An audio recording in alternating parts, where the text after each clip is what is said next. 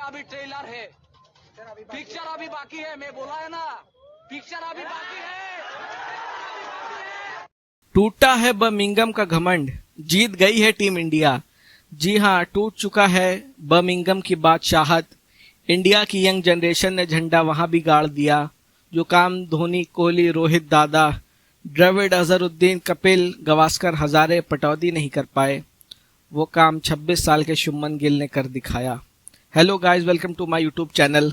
सबसे पहले Michael Waugh जो कह रहे थे कि इंडिया हारने के लिए आया है, वो जरा इंग्लैंड की बॉलिंग स्कोर कार्ड देख ले, उनके मुंह से यही निकलेगा।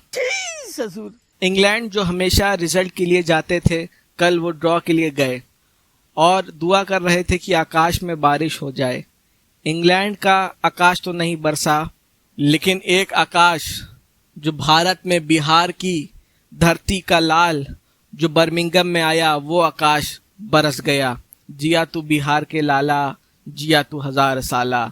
एक बिहारी इंग्लैंडियों पे भारी। आकाश ने बर्मिंघम में अपना दीप जला दिया।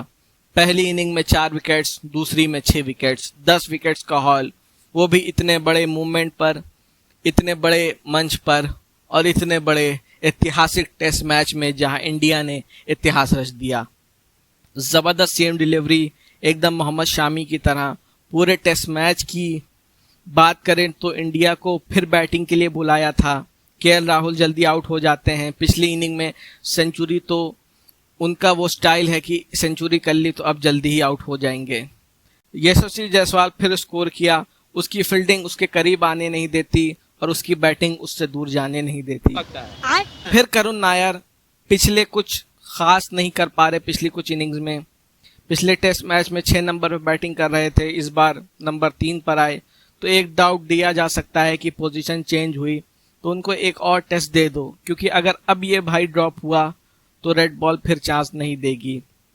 फिर शुभमन, प्रिंस गिल, द्रविड़ का, कोहली का, सचिन का, गवास्कर का, अजहरुद्दीन का, सबका रिकॉर्ड तोड़ेगा रे तेरा शुभमन। शुभमन जो वो बोलता है वो करता है। बोला था कि हाईएस्ट रन गेटर बनने के लिए देख रहा है इस सीरीज में, और वो खुद को एज अ कैप्टन नहीं बल्कि as a 4 number proper batsman देख रहा है।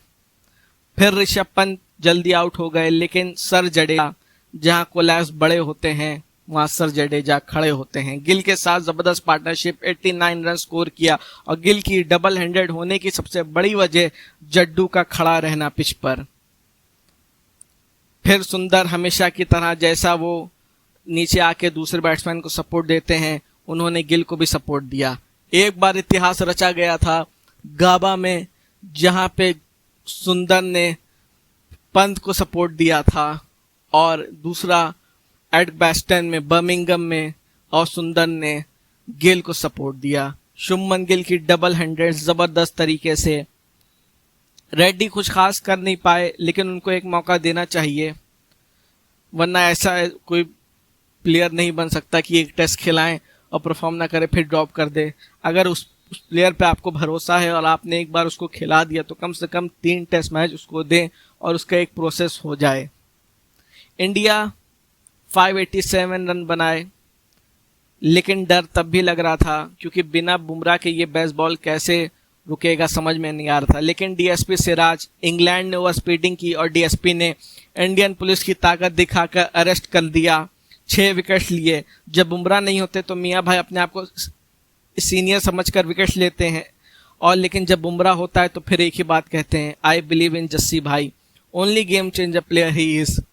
इसलिए बुमराह के सामने विकेट नहीं ले पाते। इंडिया तब भी गुड कंडीशन में थी, लेकिन मॉडर्न, लपाड़ू, बुरूक और स्मिथ दोनों ने खूब मारा, खास करके प्रसिद्ध कृष्णा को।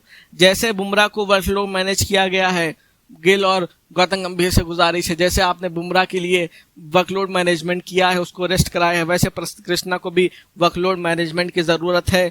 उनको आने वाले बाकी 3 टेस्टों में रेस्ट कराया जाए।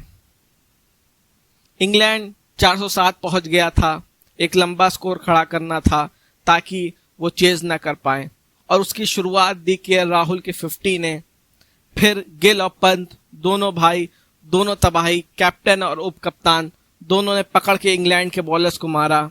गिल स्कोर करते रहे। दूसरी तरफ जडेजा भाई ने छोर संभाल कर रखा था और इंडिया का स्कोर 5-7 पर पहुंच गया। इंडिया जब 500 रन से आगे था तो सब कह रहे थे कि इंडिया को डिक्लेयर कर देना चाहिए, इंडिया को डिक्लेयर कर देना चाहिए वरना टेस्ट कहीं ड्रॉ ना हो जाए। लेकिन इंडिया को बेसबॉल का नहीं बल्कि इंडिया को प्रसिद्ध कृष्णा का डर था। फाइनली इंडिया ने विद हेल्प ऑफ आकाश और बाकी बॉलर्स का एक एक विकेट्स का योगदान से 336 रन से मैच जीत लिया और ये विन जस्ट MS धोनी की बर्थडे के 2 घंटा पहले आई और इंडिया के दोनों इनिंग्स में स्कोर 587 और 427 था। लेकिन इंडिया की ये विन ने इंडिया को एक मजबूत मोटिवेशन दे दिया आने वाले टेस्ट मैच के लिए, क्योंकि जहां पर उन्होंने एक भी टेस्ट मैच नहीं जीता था अब तक, वहां पे उन्होंने एक टेस्ट मैच जीता, वो भी बिना बुमराह के। तो आने वाले बाकी 3 टेस्ट में एक मोटिवेशन मिलेगा और आने वाला जो लॉर्ड्स का टेस्ट है, इंपॉर्टेंट टेस्ट, इतना बड़ा मैदान, वहां पे बुमराह भी रहेंगे तो इंडिया एक पावरफुल पोजीशन में आके वो टेस्ट मैच में उतरेगा। अब सीरीज 1-1 हो गई है, देखना होगा कि तीसरे टेस्ट मैच में क्या होता है। हालांकि इंग्लैंड की बैटिंग अभी भी एक अच्छी बैटिंग है, क्योंकि पहले उन्होंने 407 स्कोर कर दिया, सेकंड इनिंग में वो लड़खड़ा गए। इंग्लैंड की प्रॉब्लम भी बॉलिंग है, इंडिया की प्रॉब्लम भी बॉलिंग है। हालांकि कोलैप्स नीचे हुए थे लेकिन उसको सुंदर और जडेजा को लाने के बाद कोलैप्स सेव हो गया। तो बॉलिंग पर दोनों टीम को ध्यान देना होगा आने वाले टेस्ट में। मेरे लिए इंडिया की अगले मैच में टेस्ट की जो प्लेइंग 11 होगी उसमें जायसवाल और केएल राहुल रहेंगे, क्योंकि दोनों की ओपनिंग सही है। दोनों एक दो इनिंग छोड़ के, गिल तो जायसवाल तो कंटिन्यूसली परफॉर्म करता है, केएल राहुल भी 1-2 इनिंग छोड़ के परफॉर्म करता है। फिर करुण नायर को मैं एक और मौका देना चाहूंगा, क्योंकि उन्होंने इतना ज़्यादा स्कोर किया है और ड्रॉप करने के बाद फिर कहीं वापसी होना उनके लिए मुश्किल हो जाएगा। तो उसके बाद नंबर 4 पे तो कप्ताना मेरी जाना शुभमन गिल। फिर उसके बाद नंबर 5 पे तो स्पाइडी ऋषभ पंत है ही। फिर 6 पे नीतीश कुमार रेड्डी को मौका दिया जा सकता है, क्योंकि वो बैट्समैन अच्छे बैट्समैन है। फिर सर जडेजा को दिया जा सकता है। फिर उसके बाद अगर लॉर्ड्स की पिच, वो लोग जो बॉलिंग पिच जो घास छोड़ देते थे, अगर वो दे देते हैं तो सुंदर की जगह शार्दुल को खिलाया जा सकता है, वरना सुंदर को खिला ले, क्योंकि मुझे लगता है कि बुमराह के डर से वो इतनी खतरनाक पिच नहीं देने वाले। फिर उसके बाद जो 3 पेसर होंगे, सॉरी प्रसिद्ध कृष्णा, बट आकाशदीप, मोहम्मद सिराज और जसप्रीत बुमराह, ये प्लेइंग 11 बस रहेगी लॉर्ड्स में खेलने के लिए। और इंडिया लॉर्ड्स में भी अपना झंडा गाड़ देगी और 2-1 से सीरीज आगे कर लेगी। Thanks for watching this video guys. अगर आपको वीडियो पसंद आए तो वीडियो को लाइक करें, चैनल को सब्सक्राइब करें। मिलते हैं नेक्स्ट वीडियो में, तब तक के लिए bye bye, goodbye, thank